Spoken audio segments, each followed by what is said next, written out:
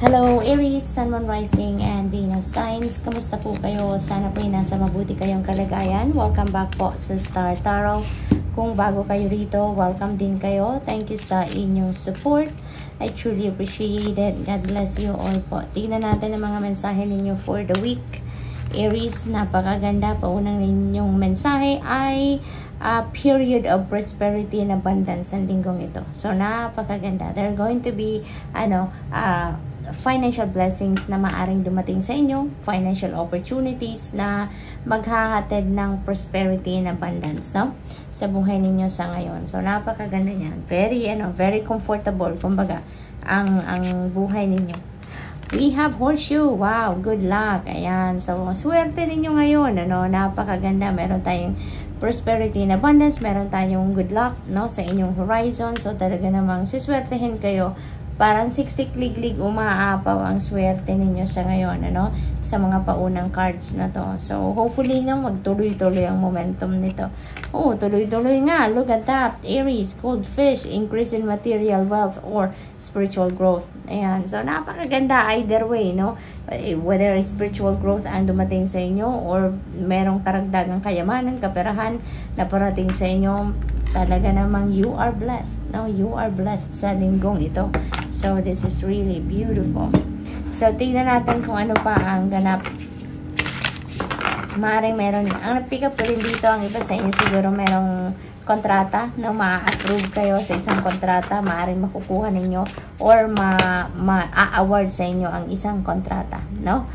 What else? We have frog spirit renewal. Ayan, pinakita agad sa akin ng guides ko yung golden frog. And this golden frog represents abundance din and prosperity. So, most likely talaga, Aries, maraming parating na biyayang pangkaperahan dito sa buhay ninyo. So, good luck po. No? Good luck talaga. So, we have renewal. Ayan, ito rin yung panahon ninyo, no? Para mag-relax, mag-renew, mag-declutter ng sarili ninyo, mag-declutter ng buhay ninyo in general, So, parang meron kayo ditong gagawing mga pagre-reflect, muni-muni, figuring out what are the things that you need pa sa buhay ninyo, ano yung mga bagay din na nasa inyo na hindi nyo naman kailangan and you need to let go, yung ganon, no? So, good luck din sa, parang meron kayo, inner work, more of inner work ang gagawin ng karamihan sa inyo ngayon. Truth, ayan. So, there is truth coming to light. Dito, maaaring ito ay mga impormasyon, katotohanan na kailangan ninyong malaman sa ngayon, no? Maaaring may mga secrets dyan na, mabubunyag na sa ngayon or maaaring merong mga katotohanan about something siguro na dati pinaniwalaan ninyo pero false pala, no? At ngayon lalabas ang katotohanan about that certain thing.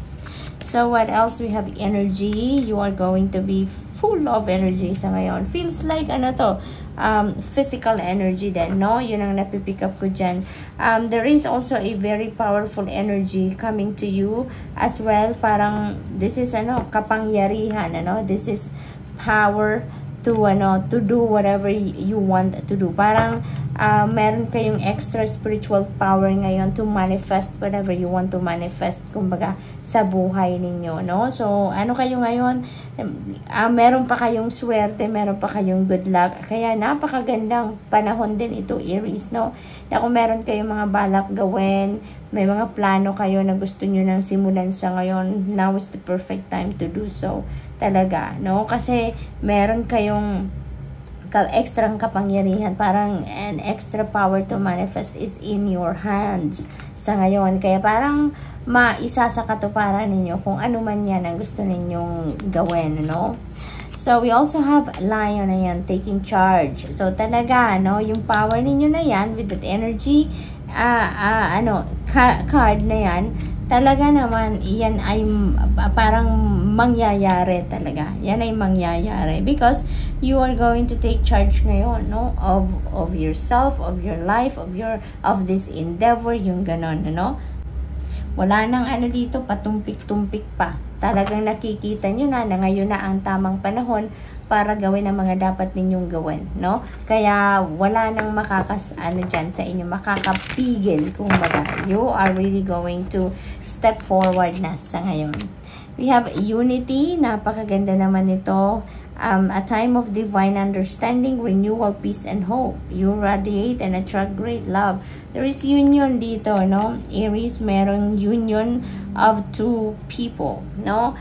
Meeting of kindred spirits, yung ganon, may bond, strong bond between two people, mga ganong ganap. So, it could be, it could be in love and romantic aspect na to ng buhay ninyo. Maaring nandoon yung klaseng partnership na papasukin ninyo, romantic love, ganon. Maari din naman na friendship ito, no?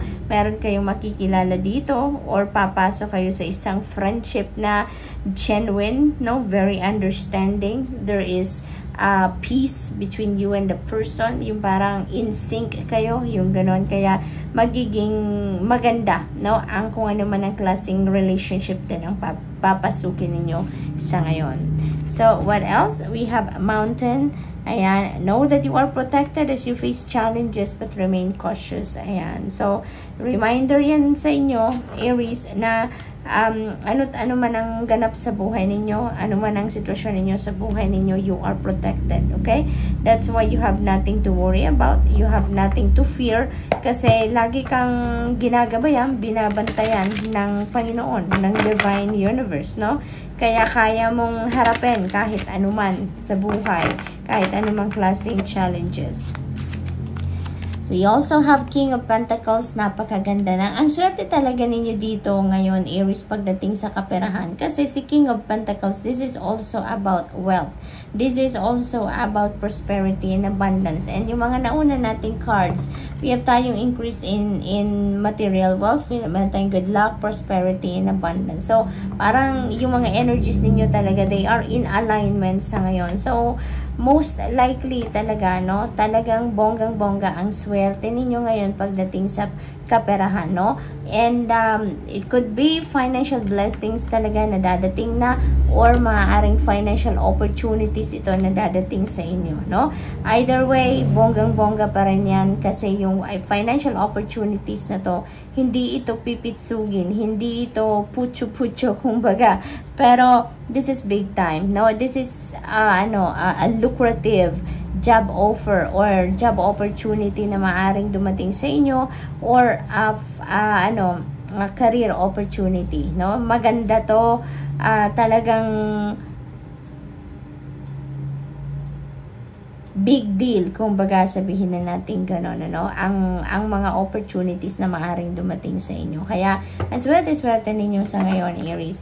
Maaring ang iba sa inyo dito also is, mapopromote na into a leadership role. Maaring gano'n din ang ganap, no?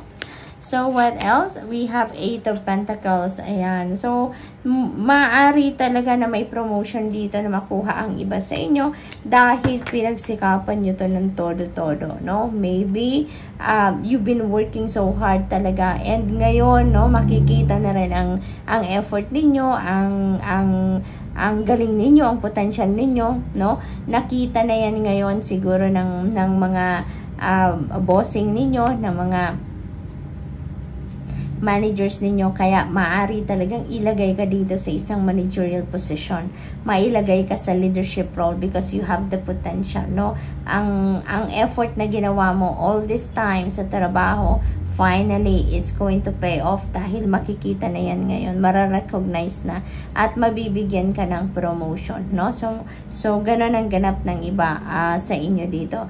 For others of you, no, parang may financial reward din na makukuha ang iba sa inyo, no? Meron siguro ditong bonus or extra bonus or maaaring pay raise na maibigay sa inyo, no? Dahil din sa kasipagan ninyo, sa job well done, kumbaga, na ginawa ninyo.